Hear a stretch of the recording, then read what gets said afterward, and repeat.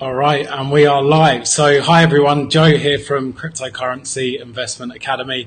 Now, today I want to be talking through the different ways to purchase cryptocurrencies, but also, more importantly, the way to remain anonymous.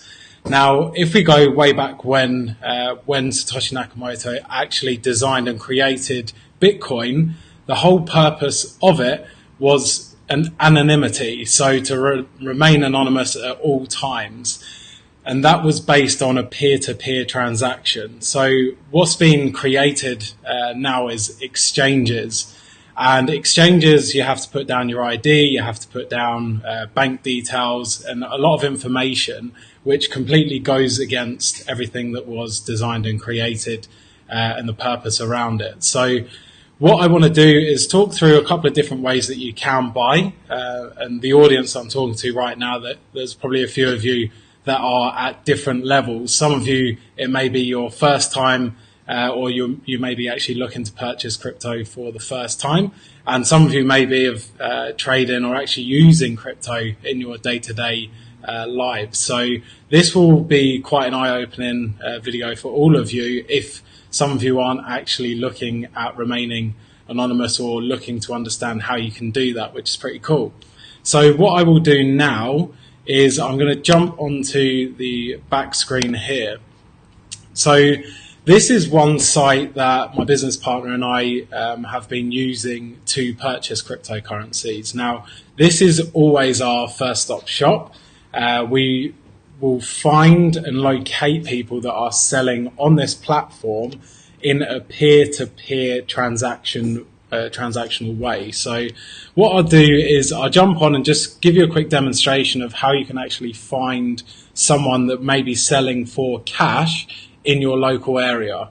So I'll talk through this. Now, it's set in Australia because I'm lucky enough to be over here up in sunny Brisbane in Australia at the minute. But what I will do is run through United Kingdom, because I know a lot of you are based over that side of the world.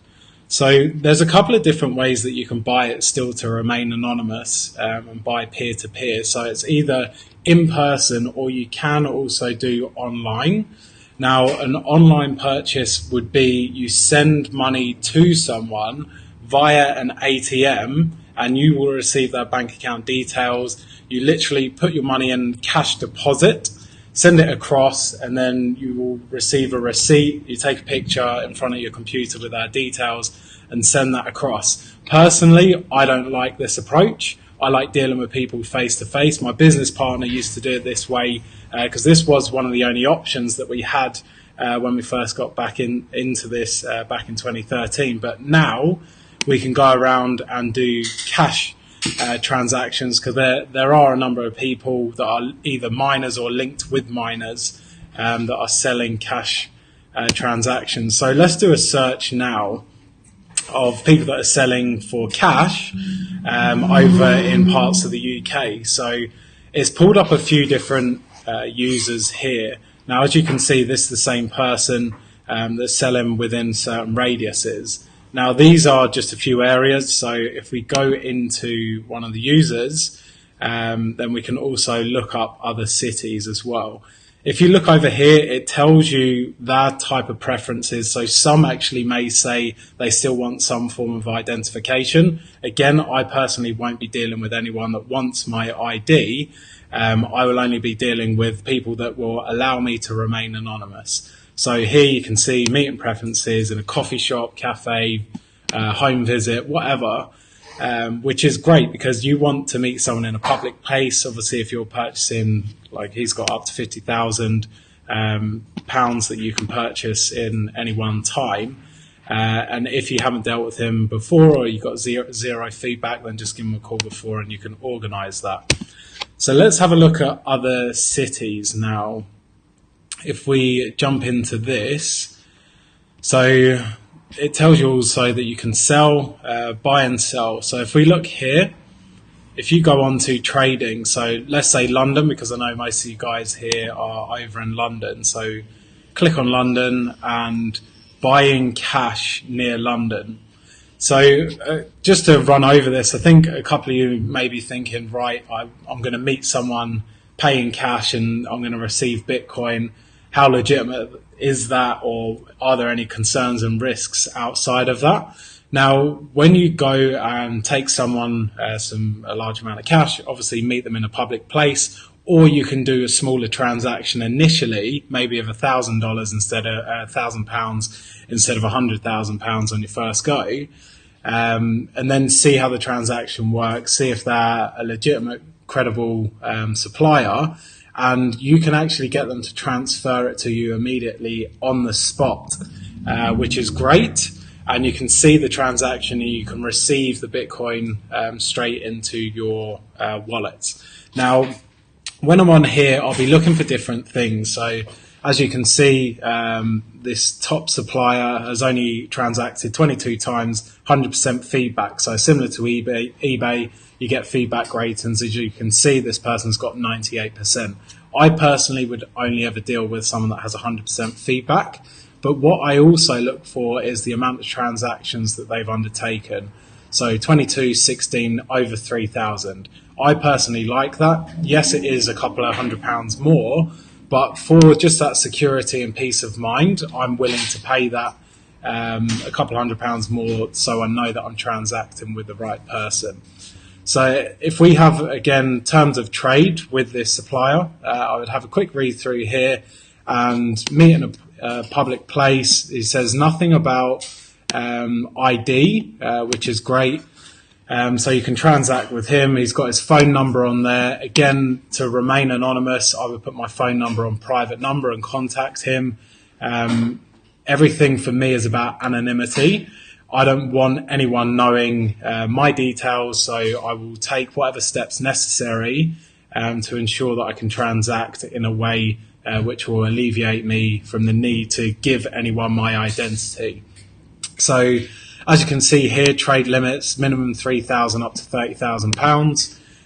Again, when you get to know someone, you've transacted with them a few times, you can be buying 100, 200,000 pounds at any one time, but they would want an established relationship and done multiple transactions in the past for you to start being able to purchase in that way. Now, we're quite lucky to jump onto this contact. So the reason that I say that is because Bitcoin is the gateway typically into multiple cryptocurrencies. Now, I'll show you another site that we can use in a minute, which will avoid the exchanges, and I'll talk through a bit more why you want to avoid exchanges in a second. But typically, Bitcoin is something that you can use to trade into other currencies. So you typically want Bitcoin as your primary source, and then you will use that to buy Monero or Litecoin, whatever you're after from there. Now, this guy has said, I'm also available for buying and selling altcoins. So not only will he buy coins from you if you want to sell them, but he's also up for selling other coins, such as Ethereum, Litecoin, Monero, Dash, Ripple. Like, he's got all of them, he's saying, which is amazing because, again, it's that peer-to-peer transaction, buying it directly from someone instead of putting your ID down, which is great. So this is just one example of someone that I quickly jumped on and found in the London area. But again, if you want to go into other cities, which may be a little bit more local to you, just have a jump on here, Birmingham, Manchester, Coventry, Oxford, Watford. There's loads of places all over that you can see that people are actually selling coins at the minute, which is awesome. And then again, same approach. Let's go into Wembley. You jump on there. What's their rating? How many transactions have they done? Jump on it. Do they need some form of identification? Yes, no. And then they're the sorts of people that you want to be transacting with. And again, what you've got to understand is this space is very against the grain. It's very against the typical traditional system that we've been conditioned to be using. So we look at banks as a trusted third party to store and utilize your funds within it. But when you start to do more research, like I demonstrated in some of my earlier posts, with HSBC being one of the biggest money launderers in the world, opening up the gateways between Mexico and America, where over $360 billion was transacted, and it was actually identified that they were cartels that were using it. Or if you look at things like the Panama scam, and that's all through the banking system as well. So when they say trusted third parties, I think there's different meanings and understandings of what really is a trusted source. Whereas when you're transacting peer-to-peer, you have to move past the stage of cash. And again, as I spoke about earlier, if you do have a large sum of money that you're looking to invest, why don't you start out with a minimum amount? If you are looking to transact with someone, seeing how the experience is, then you can increase from there. You don't have to purchase all in one go.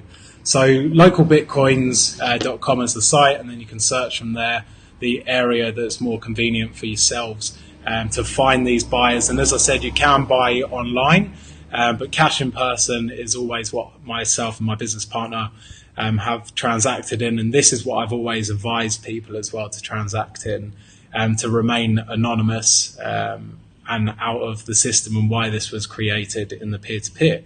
So what this site now is that I've jumped onto is called CoinSwitch.co.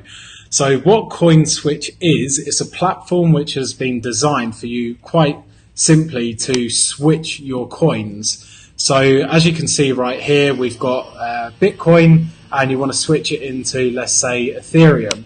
But if you hit this drop down, there's more than just Ethereum. You've got ADA, you've got Tron. Like, you have a serious amount of coins that you can switch into, as you can see right here. So what we'll do to keep this nice and simple, we will just jump straight into Ethereum. So let's have a look on here. And what I like about CoinSwitch, it overviews a number of different platforms rather than getting stuck into one platform, say like Shapeshift, and that gives you the only exchange. You can jump on this and it gives you an overview of multiple platforms. So as you can see, Chain Jelly gives you a rate of 0.99, and then you go down and you've got others like Bittrex or CoinSwitch, which is 0.98. Right now, that might not seem a lot, but give it another 10 years' time when one Ethereum may be worth 500,000 US dollars each, you'll be shaking at 0.01 of an Ethereum, shaking your head that you didn't take the time to go on a site like this and look at the top rate that you can get. So what I will say is, when using these, now CoinSwitch, you never had to put any identification in when transacting in it. However, there's been recent updates where they ask for certain information. And again, it's all about anonymity. So how do you get around this is probably the question that you're looking to ask. And exactly the same as when you use localbitcoins.com, unless you can call them directly off there. But if you want to actually use the platform and put in an order, a buy order, then you have to sign up. So then we start to create Gmail accounts, which we don't put any of our personal details and information in. And we also use IP addresses that may not necessarily be from your personal computer at home. You may go into a public space and use their Wi-Fi, or wherever. You might go to a library. If you want to take those sorts of precautions, I personally do.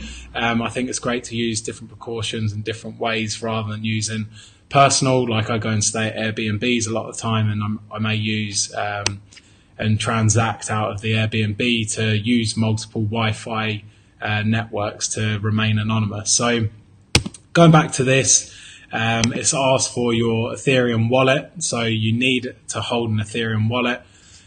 Put in your details, you go next, and then it wants you to send your Bitcoin into it so you can make the switch. And then once it's been transacted, you'll see the Ethereum appear in your Ethereum wallet and be taken out of your Bitcoin wallet. Now, here we have just one of the exchanges that I may have used in the past. And again, at all costs, I try to avoid exchanges. Some exchanges at the start didn't ask for your ID, and there were no issues around it. However, what we're finding now is, with a number of the exchanges, they are asking for your ID if you want to withdraw over a certain amount, which is typically a Bitcoin. but a lot of them are actually asking for all of your identification, your phone number, and a number of other things just so you can transact in it. And again, for this sort of stuff, you can use precautions like I may buy a SIM card, which is pay as you go, and use that to receive so I can put the code in. And that way there's no attachment via a contract, so they don't have your details. So there's always ways that you can get around it if you want to take those precautions, so you remain anonymous. Now, here this is Bitfinex, and this is one of the platforms that you can use as an exchange. And this is really if you can't buy coins from different ways. There may be certain coins on here, like ATM or Ven, VE Chain, are certain coins that I couldn't buy in a manner which was peer-to-peer because there was no one selling peer-to-peer. Therefore, I had to use an exchange to buy it. So I will store some of my exchange on here. Now, why I'm so against exchanges are, firstly, it removes that peer-to-peer transaction which we were initially looking at in the first place, but also for different reasons, such as honeypots. So a honeypot is another name for an exchange, and it's called honeypot for good reason. A lot of bees go to it. And when a lot of bees go to it, there's a lot of money being transacted. Therefore, it makes it a target for hacking. These companies aren't like banks where they have millions and millions invested into cybersecurity. Some of them are very small businesses which are being run. Therefore, when they are small businesses, there's a lot of issues and they're susceptible to hacking. And there are over 40 cases now of exchanges either going bankrupt or being hacked. So do you want to keep your money on an exchange? No. Do you want to be transacting through an exchange? Not really. You want to be minimizing that where and how you can. So there are just a couple of things to think about, but different ways that you can transact. 95% of people are transacting through exchanges because they don't know so much about local Bitcoins, or maybe they're still in that skeptical mindset and they don't trust using or purchasing cryptocurrencies and cash from people. I've been doing this for years now. My business partner has, and a number of people in our network have as well. We found it safe because we use the precautions like how many transactions and what percent are rating when we've transacted with smaller amounts and then built up over time to purchase larger quantities. So what I will finish up on now is a quick summary. So CoinSwitch is where you can jump on and literally switch your coins. You have to put in information, but again, you don't have to put in your actual information. There's different ways around it, like this Gmail account.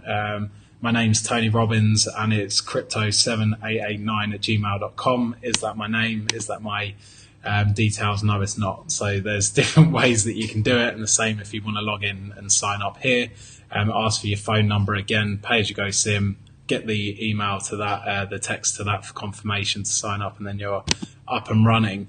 The only thing that I really want to finish on really quickly here, a lot of you will probably be wondering what the hell is happening in the market at the minute, and why Bitcoin has dropped below 7,000. I look at this as amazing. I look at these opportunities.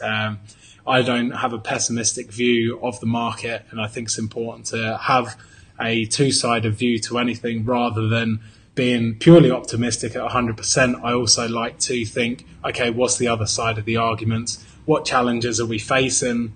And I did a recent post on adoption, why there are challenges, and these are a number of things when certain things like this happen. So China has been a problem child for the cryptocurrency world, as has South Korea as well. If you read the Bitcoin history post that I did I think it's the first post that I did, looking over that, there are definitely a number of challenges with regards to that that we faced over time, with China saying that they're going to ban certain things, and then Neo, which is similar to Ethereum, a platform that you can build other coins on top of, they also had challenges where China said they're going to ban all ICOs.